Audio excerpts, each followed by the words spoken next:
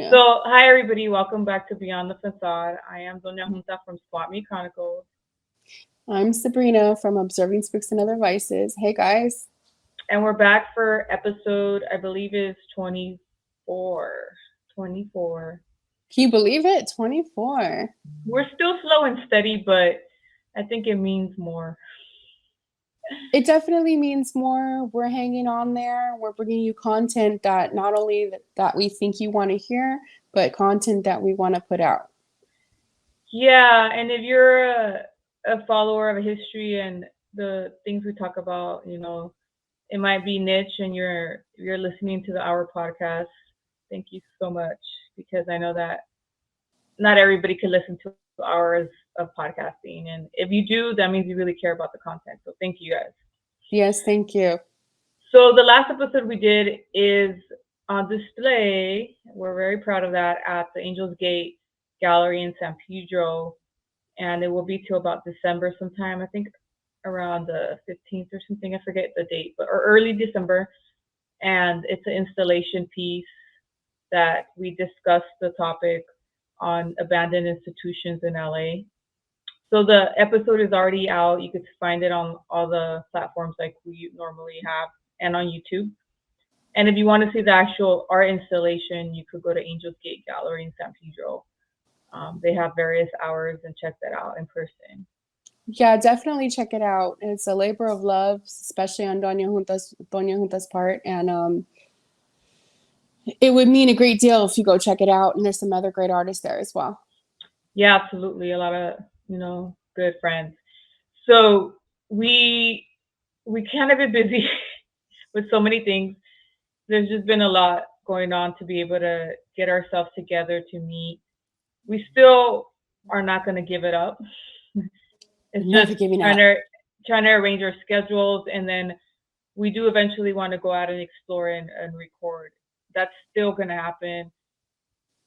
And this year's been really busy. So Very. don't mind us. And I know that people are like, some podcasters are like dropping 2, 3 episodes a week. I mean, that's not always feasible when you work full time and you have families and stuff like that. So we're doing the best we can, as so just hang in there with us. But it has been a busy time, and especially for you, you've been traveling, right? I have. I just got back from one of my favorite towns in the entire country, New Orleans, Louisiana. Yeah. Yeah, Yeah, so you had a great time over there? I always do. I feel like I'm still over there. I haven't really settled back here yet. It feels like I'm Yeah. in between. Yeah, or you've been traveling to Central California or up north somewhere, right? Like just different road trips? Yeah, yeah. One of my Yeah. favorite little towns, Merced. In fact, I think we should definitely do a podcast episode on Merced one day. Yeah, I mean, I've been there one time with you. It does look like a quaint little town in a different type of way. It's I don't think it's that tiny like compared to what we're going to talk about soon, but it's interesting. It has an interesting history too. Okay. It's a big little city, but Anybody that's from Merced, shout out. yeah. Hello, everyone from Merced. We're Yes. talking about your town. I love Merced. So as so this episode's going to be a beginning of a new series we're starting on the California corrections and rehabilitation series on prisons.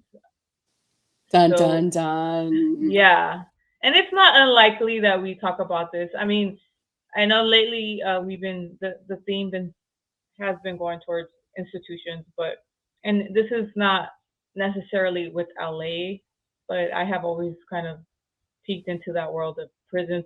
We are involved with prison advocacy with different organizations for many years, many years, Many. and we met through the various channels of prison life, prison advocacy. So we have gone to different prisons around California. Uh, so we wanted to do a series describing some of the history of these places and describe the architecture because that's kind of what we're about, right? The architecture and the experience visiting some of these places, the setting, because some of these places really are interesting and could be creepy, could be weird. I don't know, but there's different feelings to the places we gone to.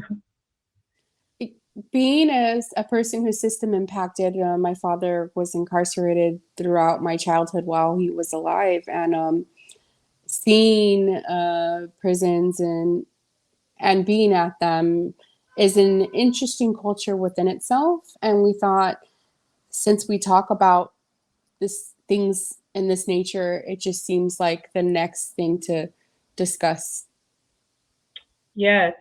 So we're gonna have a series where we will and kind of check out different prisons throughout the episodes.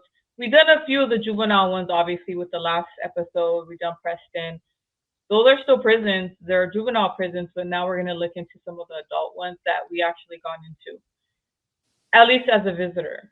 Um, and I just think Yes, it's not really discussed so much. So I think if you never gone to these places, it'd be good to hear about that.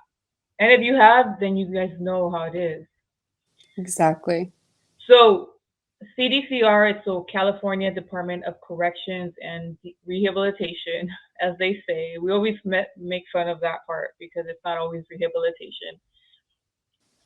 In California, and we're going to kind of speak on California prisons. Obviously, in the United States, it's a nation of mass incarceration. There's over 3 million or more people in prison.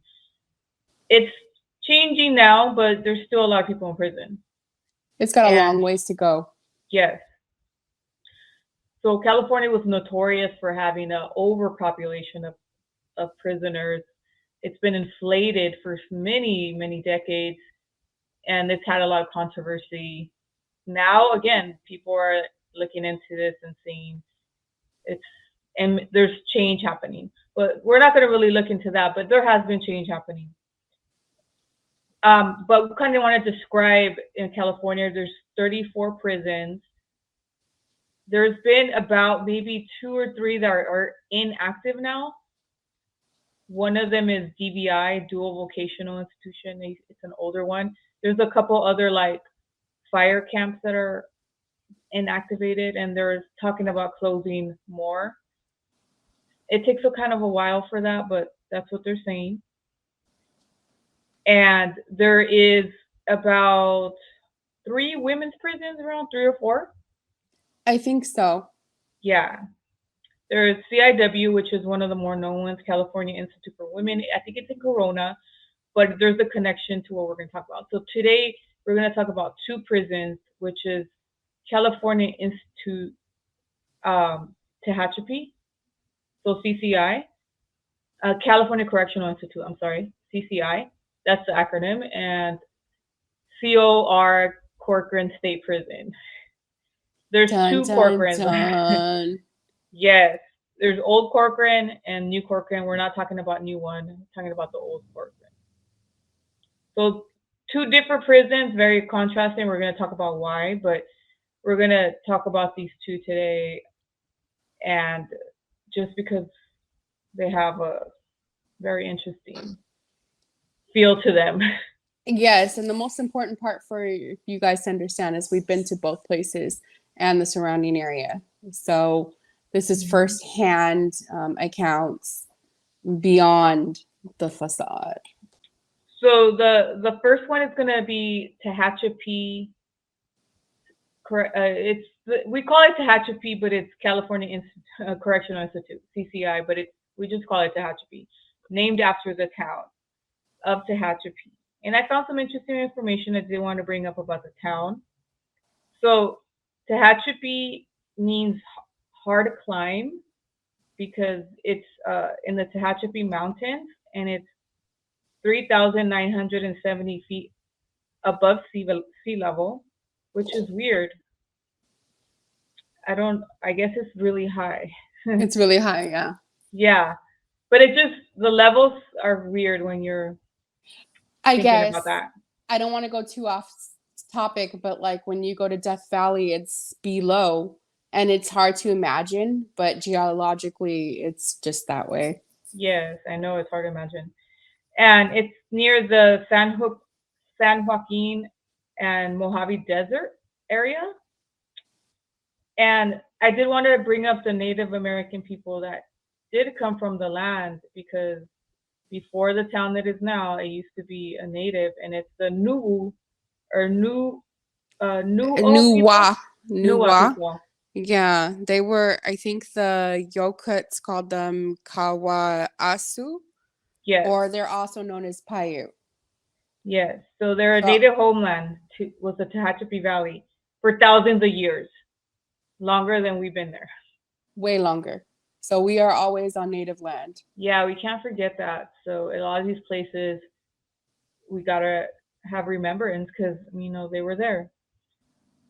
It did become a town established in the 1860s, and in I won't go into the history of the town, but they built the prison there in 1932, which was originally a women's prison, and that was the original California Institute for Women. It was at the site where the men's prison is now. However, the site that we visited is a different site that was built later, but the site was originally there. And when it was there, it was a prison for women with serious offenses. The buildings were completely different. If you guys looked at my post, or if you remember my post, Sabrina, Normandy style buildings, very beautiful buildings, nothing compared to any kind of institution now. It definitely looks like a relic. It's a different look on the outside than many prisons. Almost like if you were in England somewhere, I don't know. It was interesting buildings. The concept at the time was that they wanted the women to kind of feel normalized, so they would let them wear sundresses in bright colors, which is later on they started using uniforms Mm-hmm. to take away humanistic characteristics, right? Yes, because But at that's the what prison time, does. they wanted more rehabilitation, apparently. Because So, you think teaching people yes, more life skills would, help them as opposed to dehumanizing them right. as they So do currently. the buildings that we're talking about, some of them are still there. They got refurbished, but it was Tehachapi has level 4, level 3, 2, and 1. So it has all the levels. Level 1 is currently closed, and that's originally where the women's administration building was. Unfortunately, the Normandy style building fell apart when there was a 7.3 earthquake sometime in the 30s. It didn't last long there, those buildings. Yeah, I'm sorry. It was 1950s. There was an earthquake, a huge earthquake for the valley part right there. So they couldn't really save the buildings, unfortunately, and the women were escorted out, or I don't know, they had to kind of camp out for a while on the site, and live like in kind of tents or whatever was happening, and then they got shipped out to the new CIW, which was being built at the time in Corona. So it kind of happened around the time the other one was being built anyway, Mm-hmm. but they did live outside for a while when that earthquake happened. And after that, in 1952, they started rebuilding the prison to what we see today, which is the men's prison. So it's kind of an older one, which when we talk about Corcoran State Prison, we'll see the very huge difference. Yes.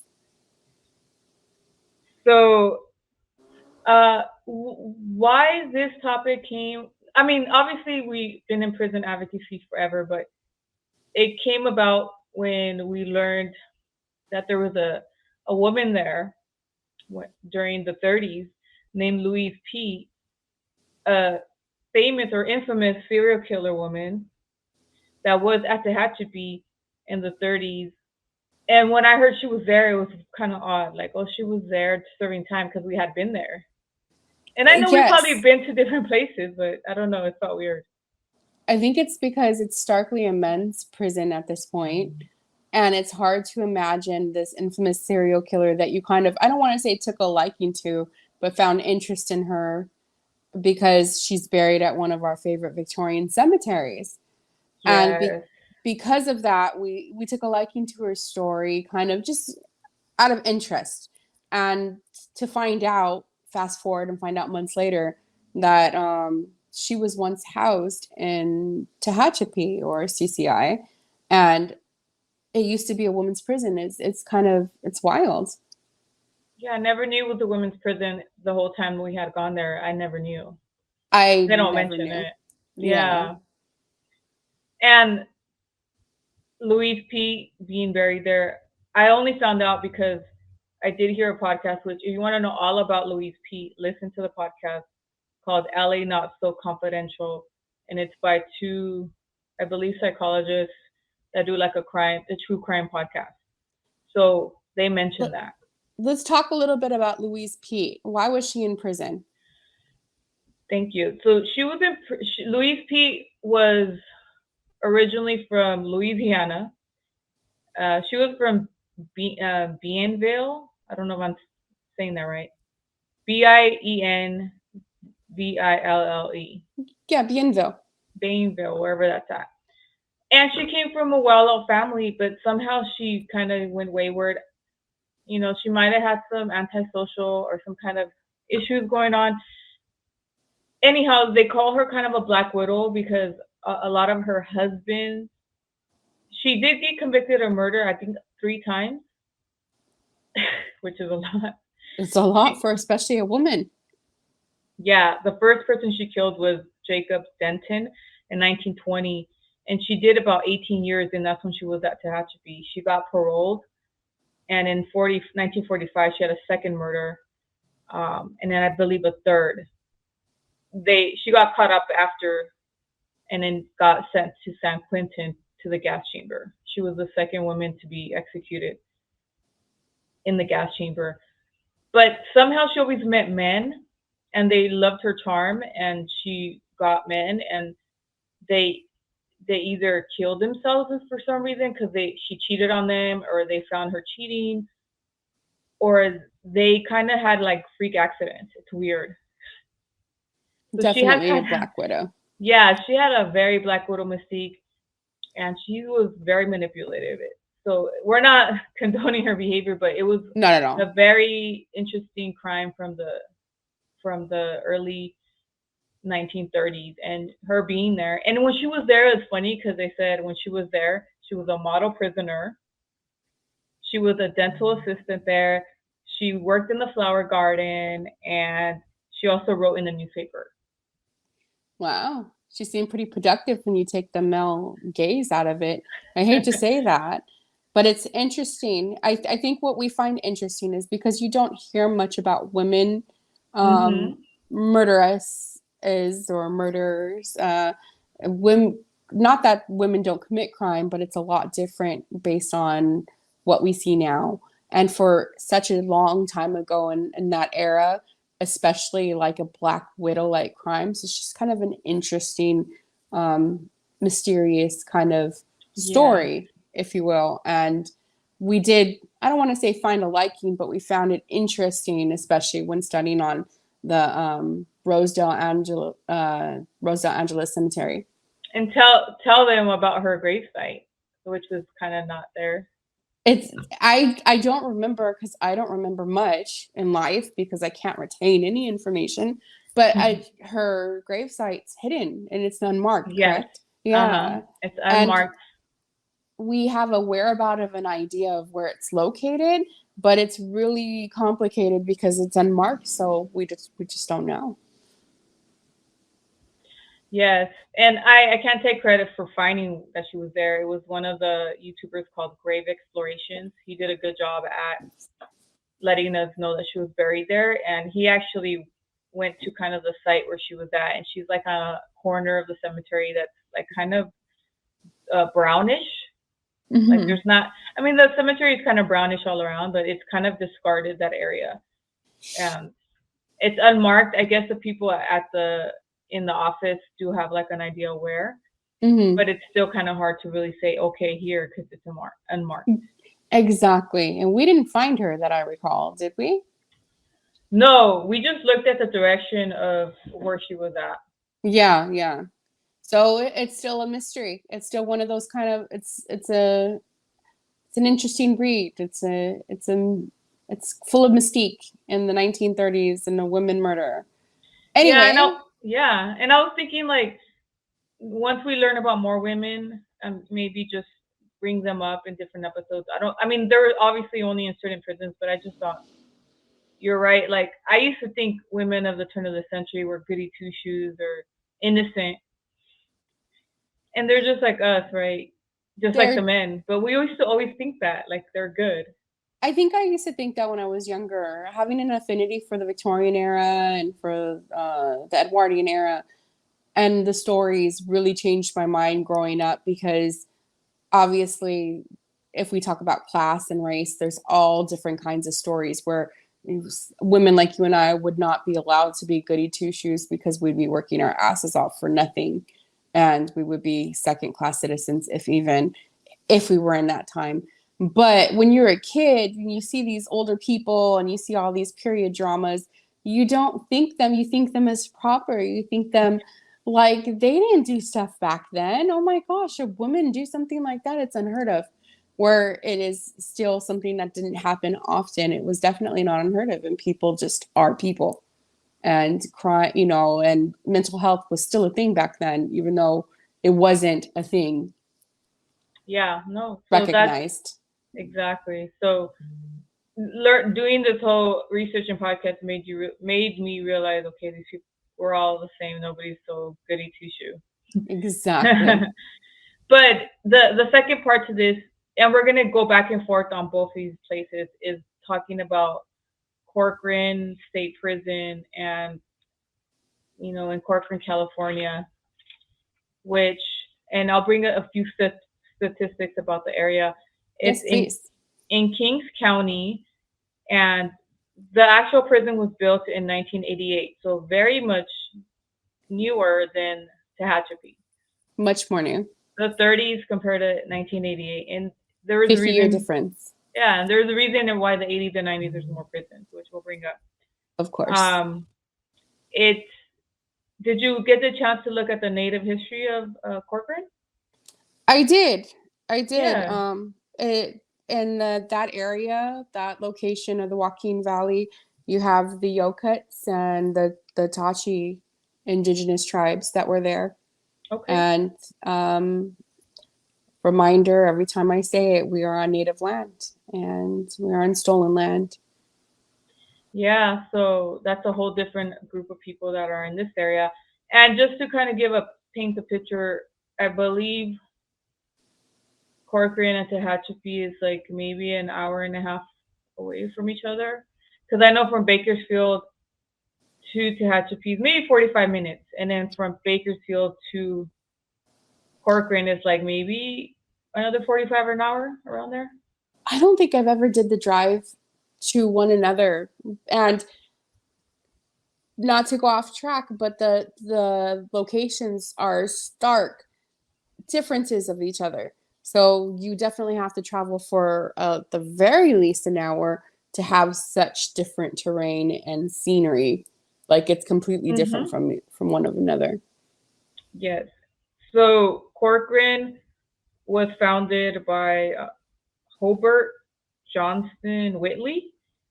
It was incorporated in 1914, but around the early 1900s, and it's known still for can't even say it. Agriculture, Agriculture. crops like alfalfa and sugar beets, which it's been known for different types of agriculture, but one of those is alfalfa and sugar beets, which I didn't really know. The Joaquin Valley, the Central Valley, the armpits of California are known for its farming. It's like the heartland of the farming in California, and Corcoran is no exception. That's Right. really all it has going for it.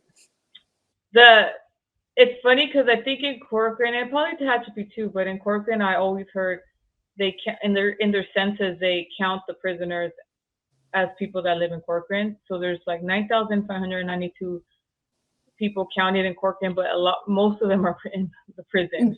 That makes sense because that's bananas thinking that there's that many people that actually live in the little tiny cow town of Corcoran. Yes, I called it a Yeah. cow town.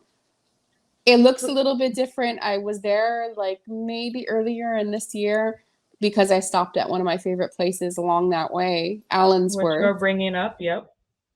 And the road, it diverted us a different way than I'm used to going. I think it's that little 43 that's between Delano and Corcoran, and it would take you straight to Corcoran City, which is just like diagonal to Corcoran Prison. But it diverted us to like onto the highway, so it was a little bit different. So they may be doing some changes now, but up until just recently, it's been a cow town with not much Yeah, going on in there. right. What's that noise? What noise? I think it was like a vibration, but I don't know. Maybe I got a notification. Yeah. So Corcoran, the prison is it's more of a notorious prison for corruption. Although Tehachapi had its bad moments too, it just is a different vibe for both, but Different also the same. vibes. I would say that Tehachapi is probably more famous, at least more recently, for certain art projects, for instance. Oh yeah, But Corcoran is more infamous for its gladiator style fighting that right. happened in the In the the late 90s. 80s, 90s. Yes. Uh-huh. And I the vibes are completely different at the two locations for so many reasons. I feel like there are two different places in the universe. And I mean, they're still prisons, but they just feel like two different places Yes. completely. Tehachapi is actually a nice little town. It's surrounded by mountains. So because it's in the mountain area, it's beautiful. The landscape is beautiful. At night you see the stars really clear. And when you're getting to the prison, there's a lot of greenery, a lot of nature. It looks nice. Compared to Corcoran, it feels more dry and deserty in a weird type of way. I think the last time that I got off the freeway going towards Tehachapi, there was all these little signs about a farmer's market or wine tasting over here if you go down that way. And those Hmm. of you that know me intimately know that's kind of like my thing. I'm like, let's go taste some wine. Let's go buy some berries and nuts off of the local farmers. Anyway, and it's got these snow-capped mountains surrounding it. The drive up is completely different. And when you rewind and you go to Corcoran, you've got dry, cracked land. You've got random prairie dogs that seem to survive in it somehow. You've got dust bowls and fog and dead smelling water that's Yes, full of arsenic. And it's just completely contrasting areas. And the yes, vibes in the prison within itself are completely two different feeling vibes. right. So let's compare, I guess, and contrast both. So Tehachapi does have like more of a older vibe. Again, like I said, the town is and the landscape is really nice.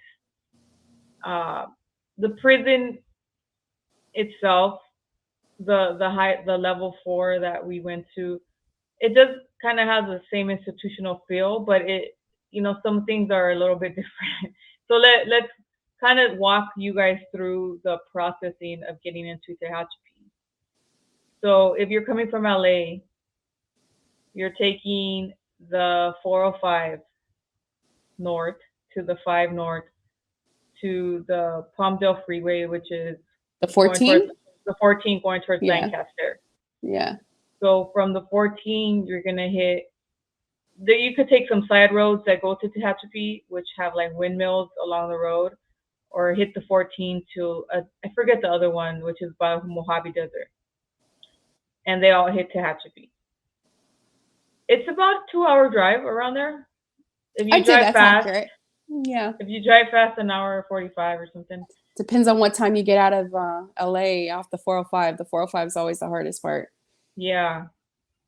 You drive into the prison, you're going down a mountain road and you see the scene and it's really pretty, quaint, and then you get into a parking lot.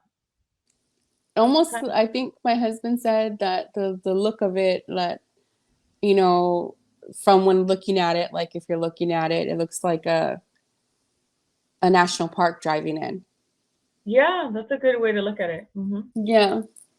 It's there's green spots. It's the parking lot I don't recall there being any kind of correctional officer met there, like just to get in. No, you don't have to go through a gate, which in other places you do, like Corcoran.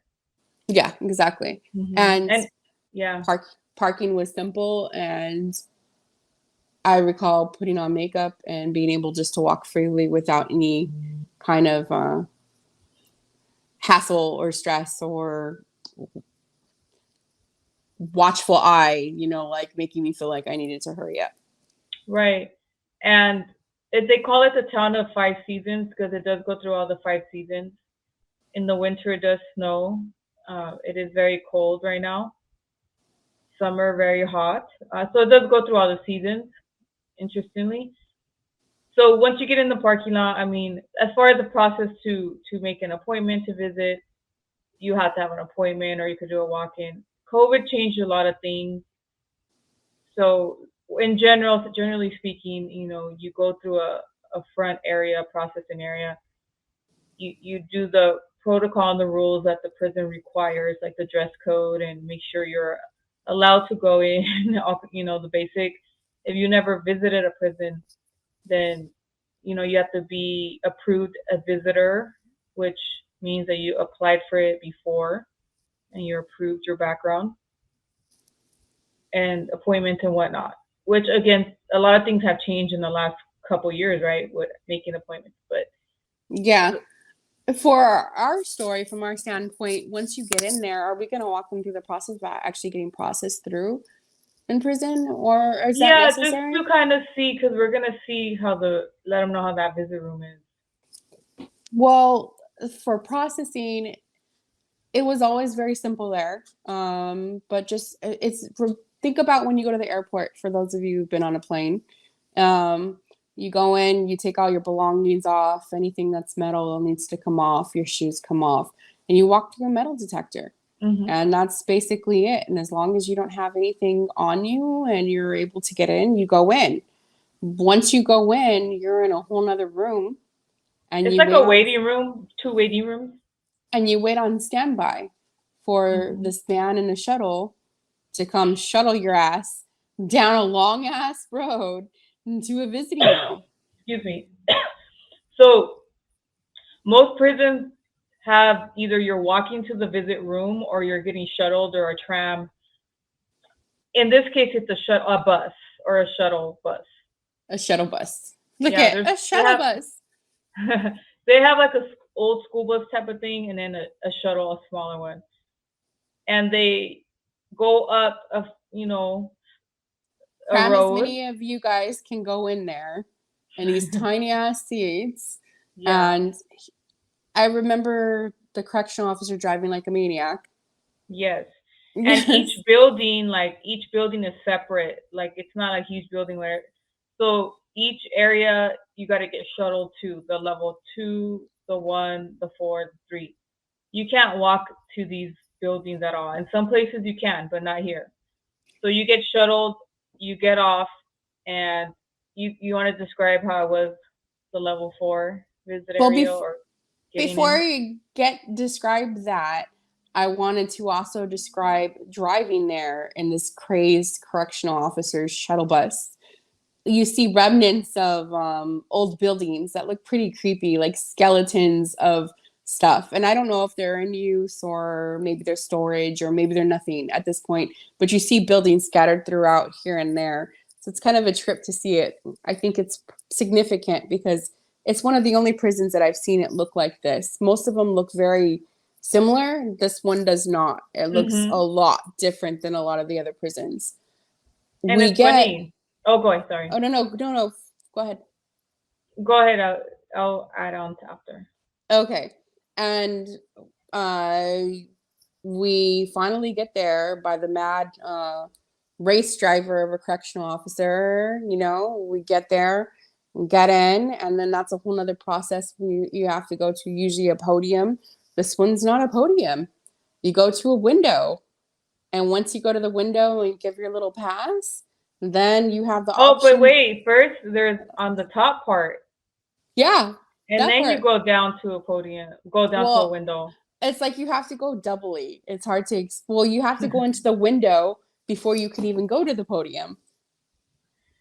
Yeah, because uh, it's like 2 stories. The Yeah, I prison, the know. visit room. From my recollection, I remember getting into a room and then You going through the like a hallway metal with two detector, right? windows. Uh-huh. A second time, yeah. Oh, the Then Sally port. You're talking about the the Sally sat port? it's kind. I guess you can consider it kind of like a Sally port. Because the both doors close in behind you. That's the I Sally guess port. so. I That's guess the so. Yeah. top level. Yes. And then you get on. You have a choice of taking the stairs down or you take an elevator. You like those stairs, right? Nope, we took the elevator. Yeah. Because why? Because when do you get to go on an elevator in prison? It was And the pretty stairs are insane. steep. Well, then not only were they steep, but you don't find elevators in prisons. No. And I was like, this is an elevator. I can go on an elevator in prison. I'm going on the fucking elevator. So we went on the creepy ass elevator. Yeah, it was creepy. And Creepy. the visit room is humongous. It's huge. It's huge. It's huge, guys. Like, It's huge. you love tall ceilings. It has very tall Yes, ceilings. I do have an affinity for tall ceilings, but however, this does not really pique my interest in the way that others might. But it was interesting to see. I think my eyes were just looking all around at everything and taking it all in. Of course, you once you go into a visiting room, you know you're in there because it feels very institutional. It doesn't feel like a place where families should be gathering. However, there's the iconic vending machines, and there's the podium, and there's the little tiny toddler tables that we all get Yeah. to sit at that most prisons have. So we hmm definitely knew we were in a prison. Um, it's just built different and creepily so. To me, it's very dim. And then when you're on the top of the stairs, you oversee the whole visit room, which is kind of like if you're on a stage or something. It's very interesting. So everybody knows when people are visitors coming down because you got to come down the stairs. So Or elevator. and Tehachapi used to be a SHU, the security housing unit, many years before. So it has a lot of history as well as being very notorious. Not as notorious as some other SHUs, but like we're going to talk about Corcoran, but it did used to be a SHU. So there's a connection between Corcoran SHU and Tehachapi, which also was a SHU at one time. I think that the elevator made it kind of cool and different and interesting, but being at hmm the other level for visiting, it felt dirty. Level three. It felt old. There's something about that area that paranormally did not sit right with me. I don't know what that area used to be or who housed it, but it didn't feel good. It felt off. I know it just feels weird, and then it makes you even more odd when you go into the visiting room. It's so tiny and it's got these awkward painted like Disney characters or random Yeah. characters, and they're not painted. The artists were okay, but they weren't on point, and it's creepy. And usually I like creepy, but it's not creepy It's in a like good bootleg way. creepy. I don't know.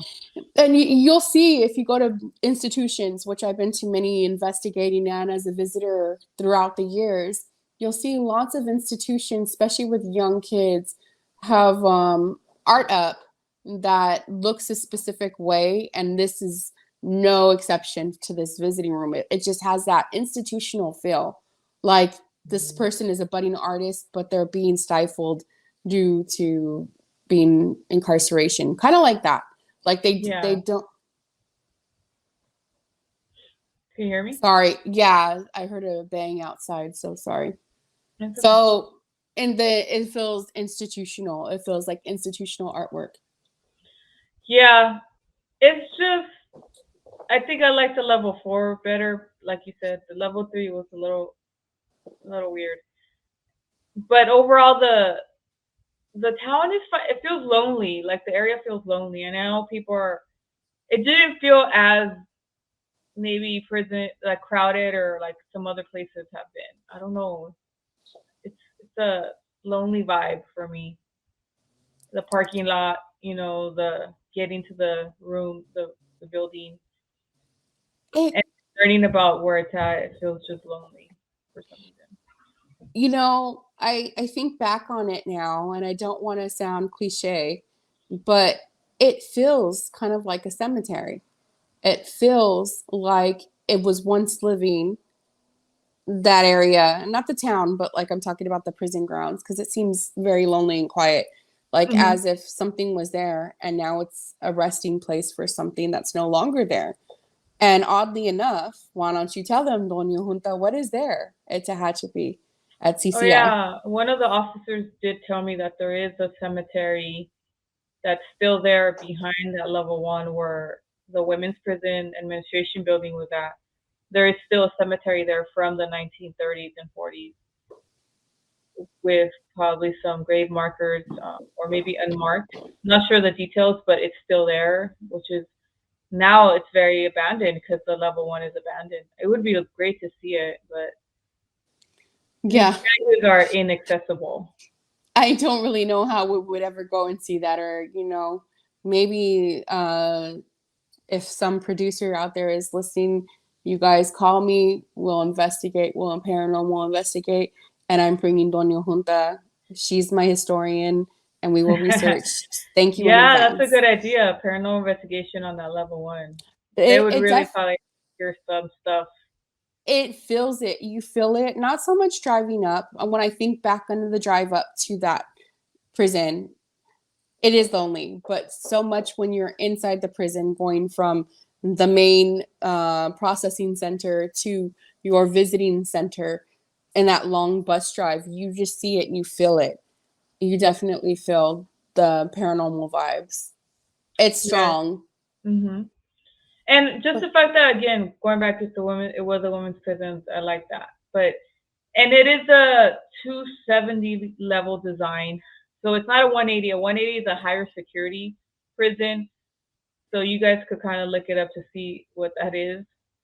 But it's 270, right? Is that correct? That I think the so. Yeah, it's just the level of security. So now, speaking of that, why are we choosing Corcoran? Corcoran, let them know about the Allensworth connection because that was Oh, you. I know that was important to you. it really is. We've both been to both prisons Mhm. as visitors and taking the time to explore the area. Mhm. I personally been to Corcoran, the city, the surrounding cities many times, and I still to this day stop by Allensworth and stop down that lonely 45, that Highway 45 or 43, excuse me, the Highway 43 that runs between Delano and Corcoran, where you can find the little historical site of Allensworth. And I feel like Allensworth is connected closely with Corcoran, even though it's not necessarily. And let me explain to you what I mean by that. So, Allensworth was the very first settlement in California for African American families, exclusively for African American families. It was founded in 1908. It was named Allensworth after Colonel Allen Allensworth. And my I've paranormally investigated there. I've been there many times, and like I said, I mentioned earlier, I was there just this year, looking around, taking a little video for my TikTok. Which we have a TikTok, we have a Beyond the Facade TikTok. I just have to update it, and we know that means it'll probably take a while, but I will share the video. With that Okay. said, Allensworth I think the draw to it was that it's abandoned as a paranormal investigator. That was the initial draw to Did you Allensworth. go there formally or just your own investigation? Um, I went there I went there to investigate it. And then I also used to go there in passing when I visited the prison Okay. before. And so I've done both. I've done both exclusively, and then I've done both together at the same day. Okay. And when I went there to investigate, I didn't know enough about it, so I did research. And it tells you, it has little placards and stuff that you can read stuff. And when you find out that that was the first, settlement for exclusively for African American families, it's pretty cool. Is not the appropriate word. It's pretty important state history, if you ask me. But we don't know about it, of course, and Mm-hmm. you may wonder why, or you may not wonder why. And so I was already like kind of, I don't want to say obsessed, but it feels familiar, and I don't want to say it feels like home, but I like being there because I've investigated before. I've had some odd happenings there before with hornets. I've had some odd. Most recently, I had a coyote sighting, which isn't odd because you're in open land like that. However, it was something that was more. I don't know if it was spiritual, but being part Native American Indigenous, it felt like it was more something spiritual for me. There's a lot of mystique to that area, Mm-hmm. even though it's just dirt and dust and desert. But also during mine and Doña Junta's research, we found Allensworth. We found Colonel Allensworth, and we found his burial spot. Yeah. And it's in Angeles Rosedale Cemetery, one of our favorite Victorian cemeteries. Yeah. So we thought that was interesting. Like, wait, he's way over here in Well, LA. he died in Los Angeles. He died. I didn't know any of that. Yeah. He got hit by a motorcycle or some kind of vehicle Oh. in Los Angeles, and unfortunately died. And he's buried in the military area Mm-hmm. in Angeles Rosedale. And it just goes to show you, as I tell many people when we The talk about this connection. podcast, the connection. Everything always circles back to each other. So when people start to say coincidences, I don't believe in them. And there's a bigger picture, and we keep talking, and there's going to be more circles, and we're going to connect the dots somehow. But it's been so fun doing so. Back to Yeah. Allensworth. Angeles has brought a lot of people to our It connection. it really has, and it goes to show you what an amazing city Los Angeles is, and infamous city for so many reasons. And we really need to know more about our history, to know about ourselves, to know why things are the way they are and injustices are the way they are. And the only way we can do that is if we go back to the very beginning Yeah. and we see how things were set up to make us fail, how we can figure out to try to work at equity and equality. Anyways, I'll get off of my soapbox and stop preaching and get back to the point. Allensworth is buried in the military area in Angeles Rosedale. Please go visit him. Leave him some flowers. So that settlement is small. It's a national park. You can go there for like $6 for an entire day. You can even camp out. I highly suggest you go see it. It's an important part of history. And it's located smack in between Corcoran and Delano on the little, I believe it's Highway 43. And if it's not, don't quote me. Don't get mad at me, guys. But being so close, it's within 15 minutes driving or less to Corcoran. It's a wonder how that worked. And part of the demise of Allensworth, the town, was the fact that they were kind of racism. A lot of the company water was an issue for them, a major issue. And the water that they had there is full of arsenic. And a lot of the companies that they had other dealings with to bring them the goods that they needed to survive as a community were late or never showed up and brought what they were supposed to bring. causing many years of litigation and causing the funds to diminish in the town. And eventually, because of water and drought, people had to leave, and the arsenic in the water. With that said, it makes you wonder, with the town of Corcoran so close by, like, why such a disconnect? And they built a prison right in between it. And Yeah. Corcoran feels like shit. Yeah, it's very 80s, 90s mass incarceration type of prison. It is. And yeah. Sorry, I didn't mean to cut you No, off. it's okay. You drive in, and the correctional officer makes you pop your trunk and wants to check everyone's ID who's in the car.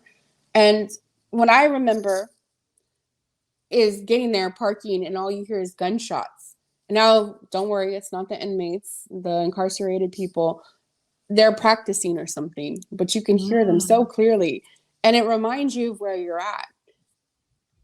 It's always dusty, dirty, gross in Corcoran. Yeah, very used up. The air is not clean. The air is heavy. I've had paranormal, I don't want to say experiences, because I didn't hear voices per se. I didn't see anything. Nothing happened out of that, out of the ordinary, the times that I visited that prison specifically. But the paranormal,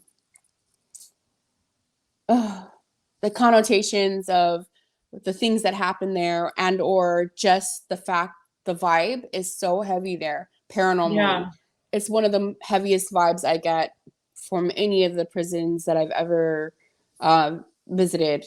And not to brag in any way, shape, or form, but I've visited quite a few, and this is by far the worst one that I've been to, with the heavy, ugly vibe. Yes. So after I bring up some things about some of the history of that, she'll describe the visit room in the main area, and I'll describe the SHU, the security housing unit, because they're two different areas that are in the same prison. So the prison was again built in 1998. It's in Kings County. It's a level 4. They have a SHU, which security housing unit, like I said, and a PHU, which is protected housing unit, and that is for inmates that, if they were to be on the mainland or a regular yard, they would get attacked for high security reasons, famous inmates, or murders, or things that were more infamous or notorious. So the prisoner's risk is at safety issues, so they have a more protected housing unit back there as well. During the 90s, there was a corruption scandal with the officers that kind of had a gang called the Green Wall. It was like they would set up, like Sabrina said earlier, gladiator fights where they would set up inmates against each other, pin them, and they'll bet money. They'll do all kinds of things. Even things like, well, they'll put more vulnerable inmates with like notorious rapist inmates, and not for, I guess, for fun and for torture. There was one very known one called the Booty Bandit. I know it sounds funny, but it's not. He was a rapist, very famous, probably mentally ill. I don't know. They basically, anybody that went in his cell, he tortured, he raped. So if any inmate got sassy or got smart or got, talk shit to the COs, they would house them with him, the Booty Bandit. I forget what his actual name was. So, so they would do it on purpose because they knew that the inmate would do this kind of sexual Retaliation. assault. Yeah.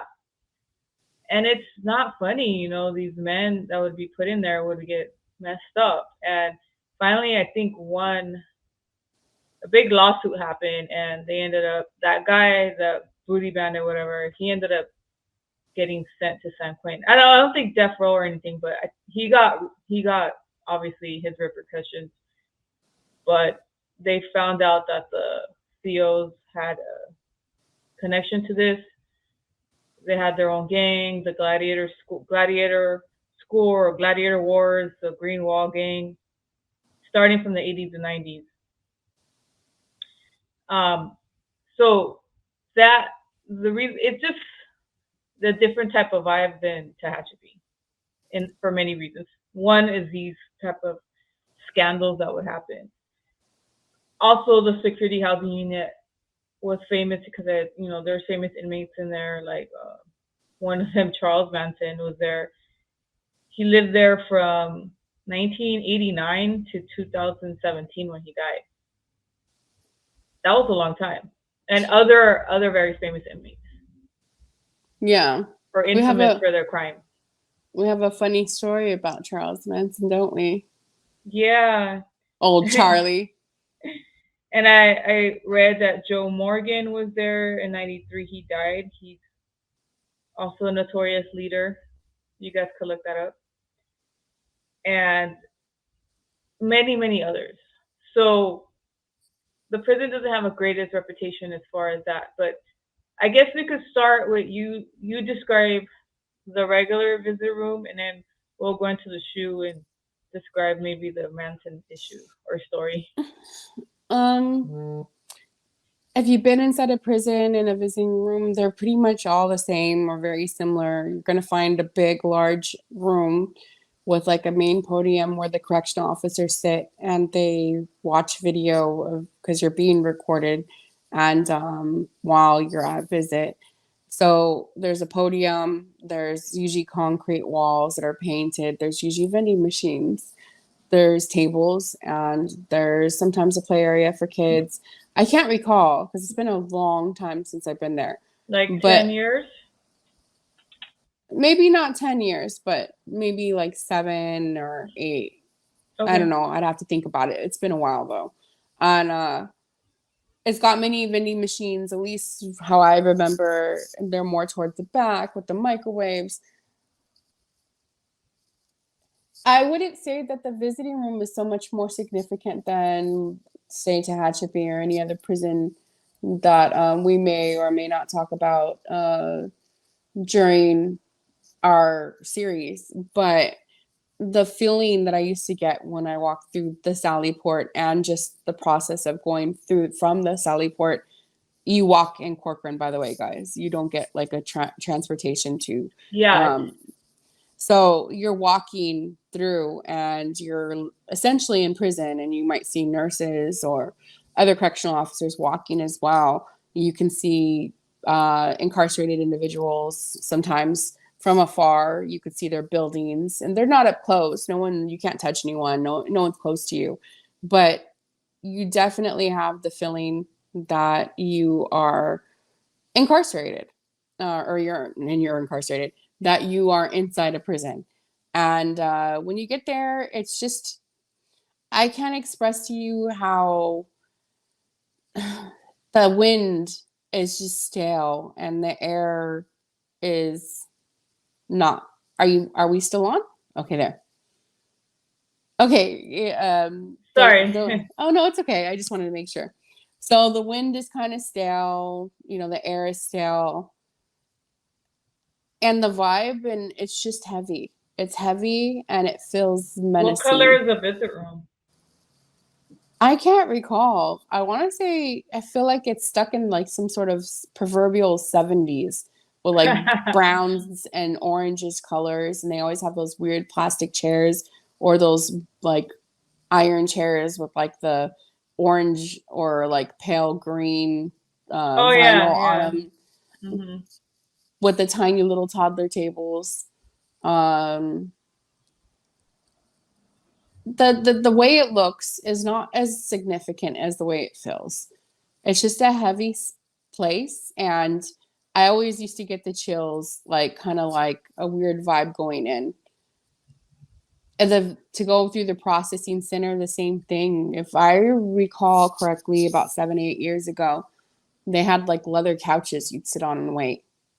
They had them lined up, like probably like 5 leather on like or vinyl.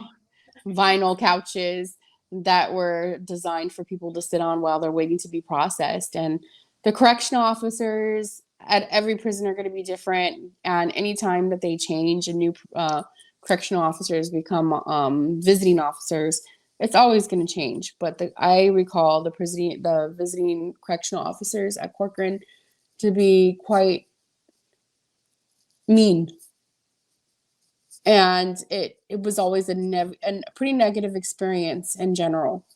Like, you did not want to be a family member visiting your loved one in Corcoran. And It was yeah, I hear it you on was that. designed to make you uncomfortable and not really want to come back. And I never went to the area she's talking about, but I have sat in there just waiting because for the SHU you do have to go on the shuttle, and they just were very harsh. I could see from the people going into those other visit rooms, like very strict, harsh, very concrete. I don't know. And I think that 10 plus years ago, correctional officers were allowed to just treat people however they want. There's a lot more accountability, as Doña Junta said earlier in the episode, that things have changed. Things have changed tremendously. Is it enough? Not even close. But a decade ago, a rights as a visitor, like, you had none, and the correctional officers were allowed to treat you however they wanted to treat you, and if you wanted to see your loved one, had to just push through it. And now there's a little bit more accountability. And Corcoran was Yeah. just terrible. I think that the vibes. I don't know if the land's cursed. I don't know if it's because of the gladiator fights or if it's something else. And there's a lot of populace there that perished and haunt that location. But every time I go, I'd feel something very odd paranormally. Like, I would not want to be there by myself at night, like out on the grounds at night. Yeah. And we stayed at the hotel in the town a few times, and the town is not very significant, very small. We would just, I don't know if I can't recall if I stayed with you, but the hotel that I would always go to. The one thing that's kind of cute is the the Amtrak goes through there, the trains. So they have a train station, and I would always go on the Amtrak. I don't know if that's cute. I Well, would they try to say, make it an old train station, like yeah, but it's the creepy as platform fuck. And that thing that's across the way from it, that big tall, like, what is it, a silo? road, a That big silo. tall fucking thing it's fucking huge and it's menacing. And I wish I could investigate it Well, we're paranormally. gonna post a picture of some of those buildings on the video. And on the 43, so we're definitely gonna post, and you guys are gonna see a lot of stuff. And I'm very much younger me. Okay. Okay. Yeah. Um. So let me just describe the SHU before we get to the town, because Oh we yeah, did yeah. have fun in the town. We did. So with the SHU, you go to the same kind of area where she was at, the processing, but you wait at a bus stop, and a shuttle comes, and they drive you just around the bend of the prison. It's not like Tehachapi, like where you're going up mountains and whatnot. And you end up in a parking lot of a different processing room, and you go in there, and it's the SHU or PHU processing room. There, my experience was that the officers of the SHU or PHU, that area, they have to be a little bit more tougher. Like, they're more observing. They're more, because of what's behind the whole thing of being in the SHU. Uh, the reason people go there is for it's the punishment for something that you did in prison, or there's validation issues if you're in a gang or whatever, prison gang. So they have to be each inmate has to be escorted by, I believe, 2 officers wherever they move around in that area. So the officers are pretty tough. They were not like they were 2 dicks. I think they were sort of, after a while, if they see you, they were all right. I've seen worse in some of the other areas. Some kind of got to know you, and knew that you weren't doing funny business. You were there for whatever reason that is just straightforward. But in that visit room, because Charles Manson was there in the PHU unit, which is next door to the shoe, it's like the same area, but separated, I think, by a fence or wall or something. Charles Manson, despite his notorious leadership and whatnot, had a lot of fans. And we all know that from media and through the years. I mean, this happened in the 60s and we know about this. Everybody kind of knows about it. I don't know about Gen Z though. Do they know about him? I don't know. I think they know about him. Yeah, I think they know about him. So he would have visitors there. Like I would notice, he would have this man that would come all the time, an older man, and then he would have like I guess one of his exclusive girlfriends or woman friends that she lived in the town of Corcoran. She actually moved there to be close to him and visit him weekly. And she looked like his followers back in the 60s. She had like a shaved head. Because I believe the girls shaved their head or during one of the times. I forget, maybe if it was pre the murder. And she would wear dresses, like kind of very old fashioned dressing like. And she had a shaved head, young white woman. And she, from what I have heard, she didn't talk to nobody. She didn't engage like a lot of other people did. But from what I heard, she lived in the city of Corcoran, and I believe the male guy was also a friend, and they might have been roommates. That's from what I heard. And then they would visit every week, sometimes together, sometimes separate. And once you get processed, it's the same way. You go through metal detectors and all that, go through the cages, Sally Port, and then you get to the back. There's a lobby area. There's bathrooms on each side, and then you go to another door, and then there's a podium in the middle, and around the podium, there's all the windows, like a horseshoe shape in a square horseshoe. So on the right and left side, there's windows, and in front is windows and a podium, like a pentagon. Oh, I don't know if it's a pentagon or a square podium in the middle, but they have like their cameras that have the angles of all the area. And then there's also like some rooms with doors on them that have that for lawyer visits. The notorious utility rooms that you can go and pay $5 to go have 5 minutes or something, which isn't a thing by the way, you guys. But yeah, there's notorious utility rooms and lawyer rooms. So I remember one time Charles Manson was visiting, but I didn't really want to look his way. I don't know, I felt creeped out, so I didn't look. But he was there in the visit window, and I didn't look. But I was told that, you look behind you, he's right there. I don't know. It was weird. And the visits are only an hour, and that's it. It's very direct, concrete. You don't get no funny business, just very prison-like, fully to the max.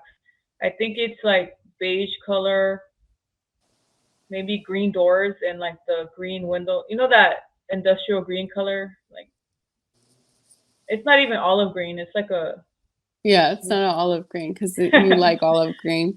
I know it's like this weird pale green color. It's just like a 70s green color. That's the best way I can describe it. Yeah, like the trim and then the podium, like the doors are painted.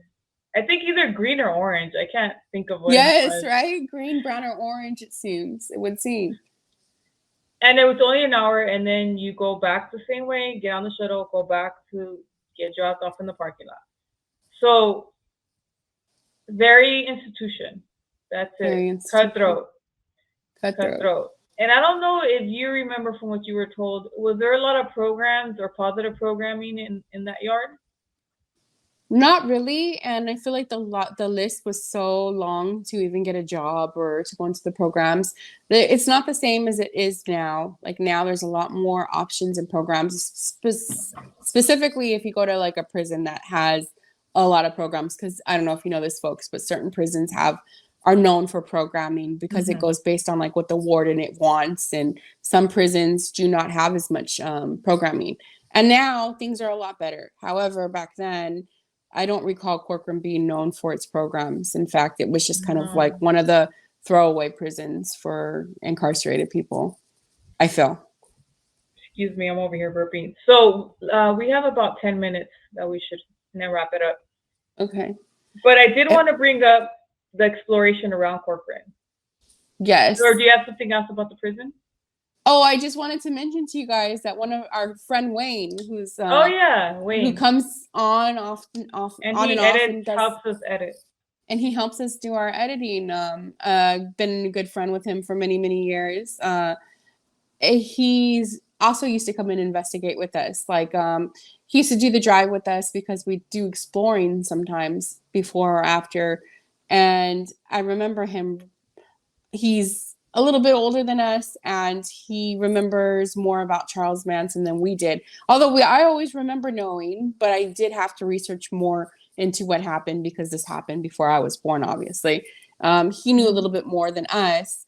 And in the paranormal, there's a fascination for a guy like Charles Manson. I said, hey, write him.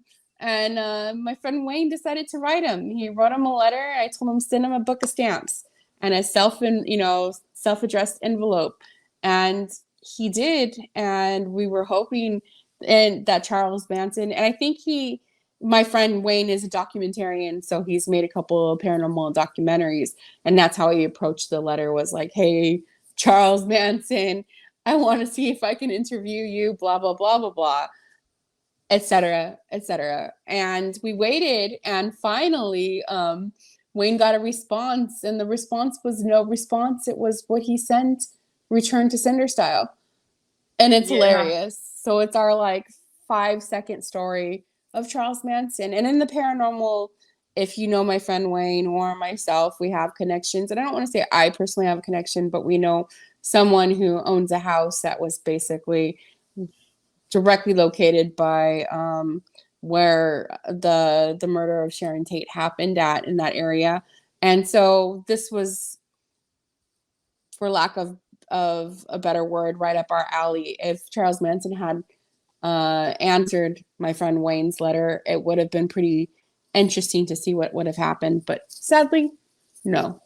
Yeah. Charles Manson only wanted, certain people to talk to, like strange young white women with shaved heads and their roommates, I suppose. Yeah.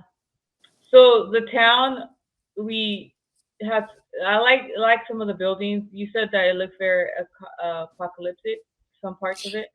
So back onto that Highway 43, and I swear to goodness, if it's not a 43, you guys are going to just murder me. I already know.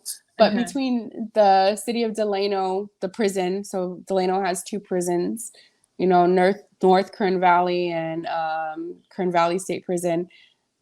If you take that main road off the highway, I think it's 43, please guys, and you'll see all these different buildings, these different and I can't recall if I saw this earlier this year. I'll have to report back to you guys after it's not so cold, like maybe in April or something. Maybe in April or something. And there was, for many years, broken down warehouses or agricultural things, different kinds of buildings, and they were in ruin. And we have amazing photos. We did a lot of little investigating, possibly, checked out some graffiti, and saw lots of dead birds and animals, and had a great time doing so. It's an eerie place. It really gives you the feel of what it would look like if we were in a post-apocalyptic world. Yeah, so we have some great photos that we could share of Sabrina, and we did a photo shoot behind a brick building in the town. I don't know, I like that little alley part. There was a pizza place we would go to a lot. And I'd always get free beer. Because I was about that life, 10 plus years ago, about getting free beer.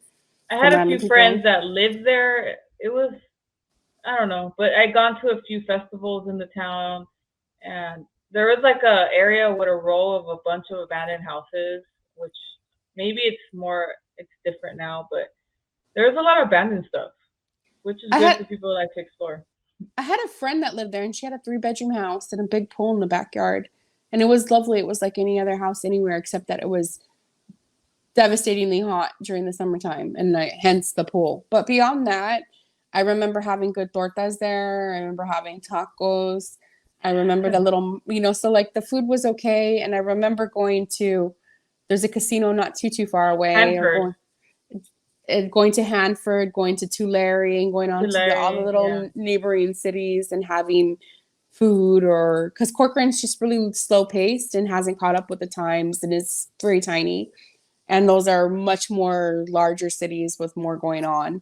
So, but all in all, Corcoran is not like Tehachapi, and yet it's the exact same thing as Tehachapi.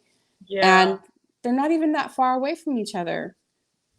I know, So and yeah, it's weird. I pose a question to you listeners, and please feel free to direct message our page and or ask us, why do you think that Corcoran is so different than Tehachapi? If you Hmm. guys have looked it up before, if you have any background knowledge, in fact, if any of our listeners are formerly incarcerated, why do you think that Corcoran is so different than Tehachapi? I'd love to hear your opinion. I did ask around too, and I did get one kind of paranormal thing where they saw like a ring in the sky, almost kind of UFO-ish, like at 3 in the morning. Mm-hmm. It was very odd, and they had somebody else witness it, that it wasn't just a plane or anything like that. It was some weird energy in the sky that formed like a halo type of ring. It was very odd. So I Oh, definitely believe there's energy there. one time once, because I don't know, I don't want to tell you guys because I might still do it, but I had a great idea. So I interviewed a couple of incarcerated people, and I still do once in a while, formerly incarcerated at this point. This person was incarcerated about 7, 8, 9 years ago, and he specifically told me that he had a paranormal experience there. But I did come to find out later on that had mental health issues. So it's really hard to discern if it was a paranormal experience or a delusion of some sort.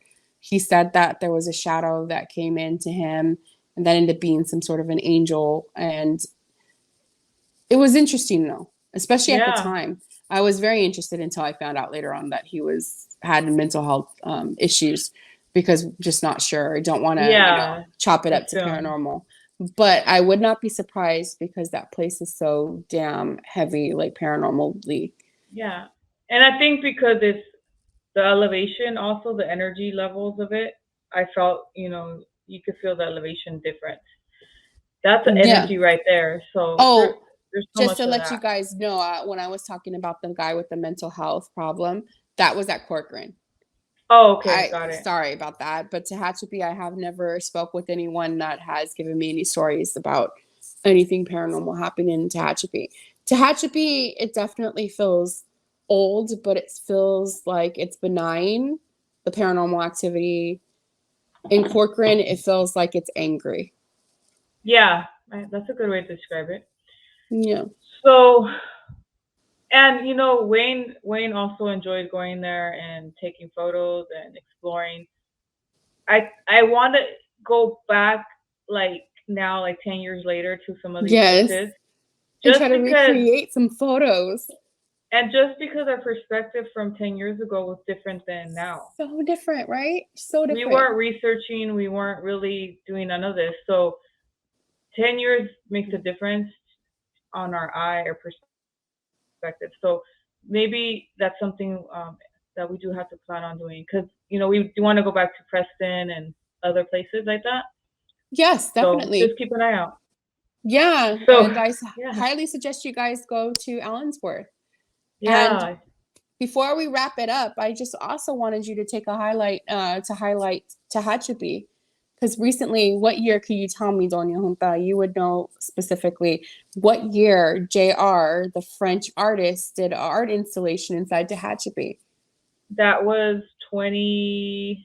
19? Yeah, around November 2019. So they made a documentary. Well, they did an art project at Tehachapi with the inmates, wheat pasting. it's they did photography and wheat pasting on the whole yard. It's kind of hard to explain, but if you look up JR is a French artist from France, obviously, and he travels around the world doing these kind of wheat paste projects, and it's never been done in a prison. So that was very exclusive, and he could get in anywhere. But they made a documentary of it. You could look it up on YouTube, Netflix, I believe. No, YouTube and Hulu or one of those. But just look up JR French artist under Tehachapi and everything will pop up. We might put the info here or some pictures here as well at the end of the video. And the most important thing we should say, we're saying as a collective, Beyond the Facade is saying as a collective, is that these places are a place we've been because we went to visit humans. There are humans there. They're people, and people make mistakes. And we are talking lightly about the architecture and about paranormal experiences there, but there's still people trapped behind those concrete walls. And whatever you may think and whatever I may think are beside the point. We're still human beings. Yeah, thank you for that. So thank you for listening. If you like to follow me, I'm Doña Junta on Instagram. It's called Swami Chronicles. I need to be more consistent lately. It's been really busy. And we need to go explore something. Idea. You have absolutely no idea how busy Doña Junta is right now. And we need to explore soon. We really do. So we do. We'll probably maybe get some exploration done before the end of the year because there's a couple of events coming up. I know you love the holidays and all that sometimes, and you're traveling again. So we'll figure something out. So follow the podcast page on Beyond the Facade Podcast. It's all on IG and also YouTube. If you are a person that is historically driven, like if you look at our stuff and you want to maybe interested in being interviewed, or you have something that we could look at, and maybe you come on the platform, hit us up. All the info for emails and all that's on the Instagram or YouTube. And I'm over here at Observing Spooks and Other Vices, which is kind of like a dead little thing. It's not dead. It's still alive. It's still breathing. I'll be back, guys. And she has her personal page. You guys can go there too. You can go to my personal page. I warn you, it's got cats, it's got kids, and it's got husbands, and a lot of selfies. But I'm there. More consistently. Yeah. But we definitely have missed everybody that has been supportive. I know that not everybody's a history nerd, but if you are, more power to you. We do it because we love it. We do. And if you want to listen, great. Even if you listen bit by bit, that's great. Whatever floats your boat, because there's so many different niche podcasts. And I know that when I like a podcast, I'll listen. I know people love the drama and all that chisme stuff. And you could go to that too. But if you want to learn something, you want to be educated, and it's not so mainstream, let's just say, come here. And almost everything that we talk about, we usually go out in the field and we experience it for ourselves. Almost everything. And that's something you don't always get. Exactly. So thank you again. We'll wrap it up now. You guys have a good night. Bye. Bye.